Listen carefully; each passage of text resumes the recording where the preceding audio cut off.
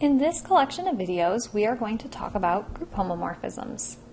Now I'm going to first formally give the definition of a group homomorphism, and then I'm going to give a really bad picture, which hopefully helps you visualize what this study is all about. But let's imagine that we have two groups called G and H. Now these different groups might have different group operations, so we're going to call the operation of G dot and the operation of H star.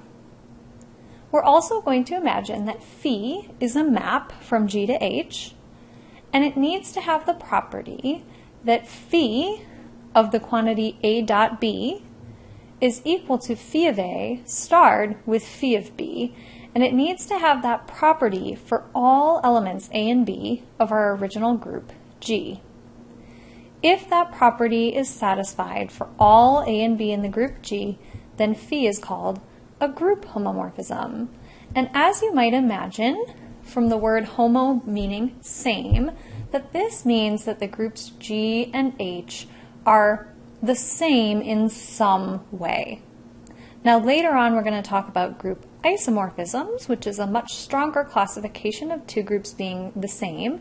I think of two groups for which a homomorphism exists between them as groups that are similar more than I think of them being the same. If you want a little bit more on the intuition of this map phi that's a group homomorphism, you could think about phi as just a priori being a map between sets G and H.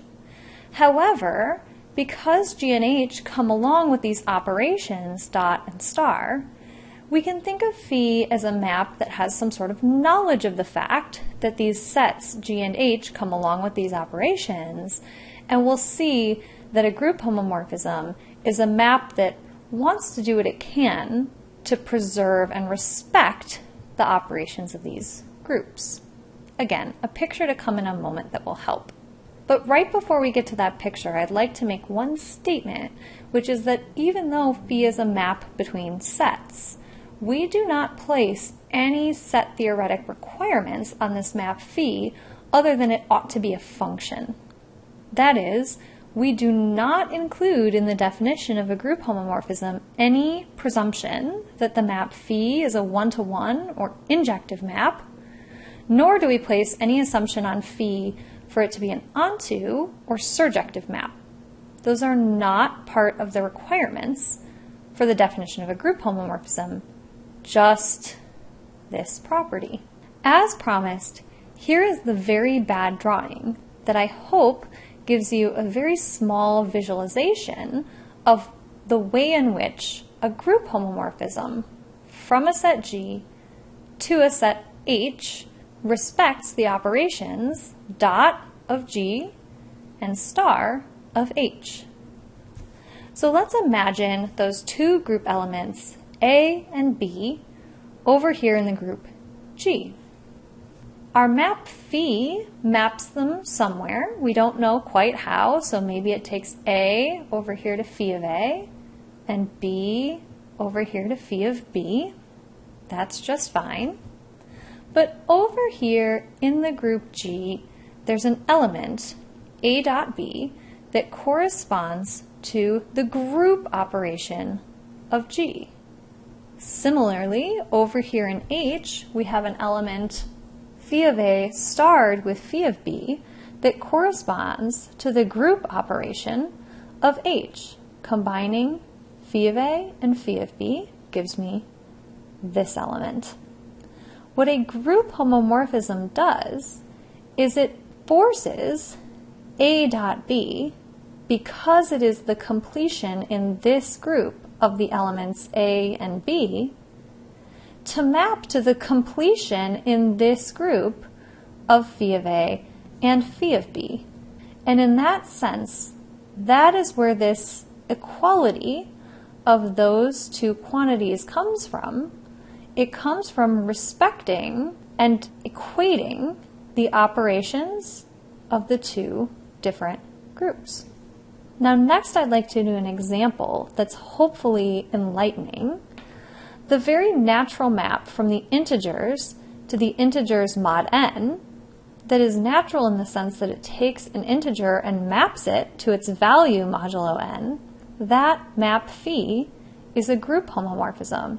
So for a long time, we've had this idea that certainly the group of integers and the group of integers modulo n ought to be similar somehow.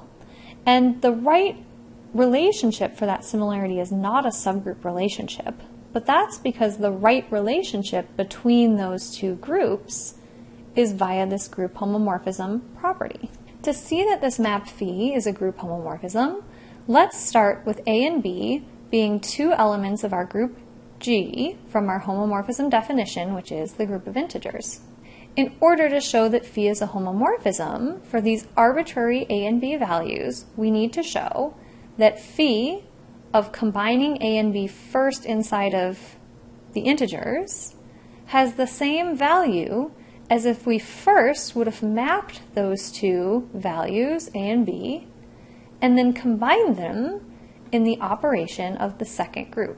Here, the dot operation is regular old addition inside of the integers, and the star operation of our second group, z mod n z, is addition modulo n.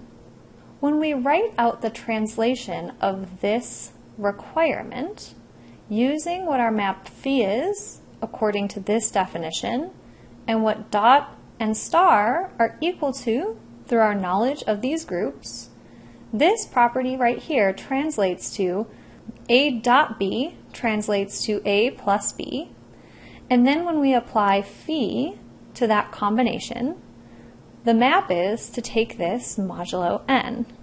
On the other side of this equation, we take a look at phi of A, which is just A mod n. Similarly, phi of B is given by B mod n.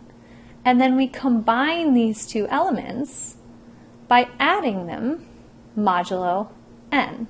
Because this left-hand side translates to phi of A dot B, while this right-hand side translates to phi of A starred phi of B, and those two values are equal by the rules and properties of modular arithmetic that we've been studying for a while, we do have this equality holding no matter what A and B we originally picked in the integers, and via that reasoning, that's what we need to show that phi is a group homomorphism.